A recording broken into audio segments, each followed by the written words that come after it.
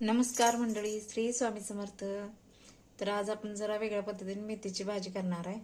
तर ती कडू न होण्यासाठी एक सिक्रेट पदार्थ त्यात घालायचा आहे बघा. तर ती कशी करायची तुम्हाला दाखवते बघा. आणि आता कायम करतो तशीच करायची भाजी ती. आता एक पळीभर तेल ओतूया ह्याच्यात.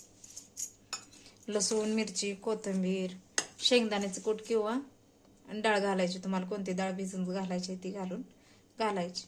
नसेल तर मग शेंगदाण्याचं कूट घाला. तर आता इथं तेल तापले बघू शकताय तुम्ही.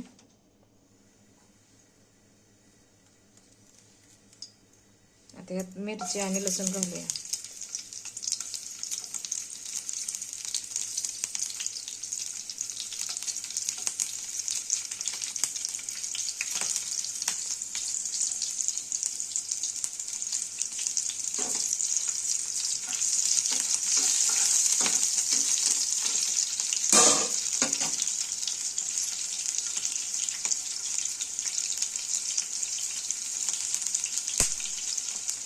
लसूण मिरची चांगली तडतडली बघा. आता ह्याच्यावर मेथीची भाजी घालून घेऊया.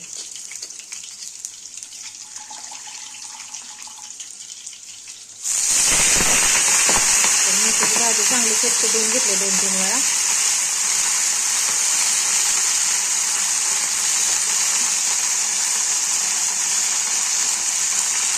तर हे असे घालून घेऊया.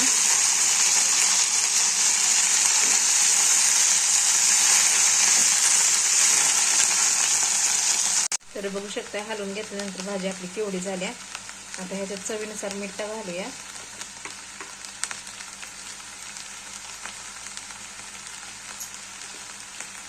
तर शिजून कमी होत असल्यामुळे मीठ जरा मापातच घालायचं मेथीच्या भाजीमध्ये. आणि शेंगदाण्याचं कूट घालूया. हे पण घेऊया परतून. आणि सगळं शेवट हा सिक्रेट पदार्थ मी घालणार आहे, त्यामुळे भाजी आपल्या अजिबात कडू होत नाही बघा. तर आता गॅस मध्यम करूया आणि ह्याच्यात घालूया हे. तर ही बघा दुधाची साई आहे की ती आपल्याला निघाल तेवढी घालायची. दुधाची अर्धी वाटी निघू दे, काय साई असेल ते असं. तर बघा ही घातल्यानंतर का नाही भाजी खरंच अजिबात कडू होत नाही ना. आणि चवीला पण इतकी टेस्टी लागते ना, एकदम मस्त अशी लागते बघा. तर ह्या पद्धतीनं करा मेथीची भाजी, अजिबात कडू होणार नाही.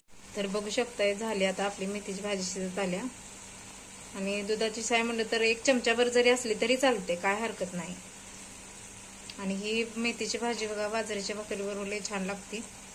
एकदा ट्राय करून बघा अशा पद्धतीनं दुधाची साय घालून, अजिबात कडू होणार नाही बघा.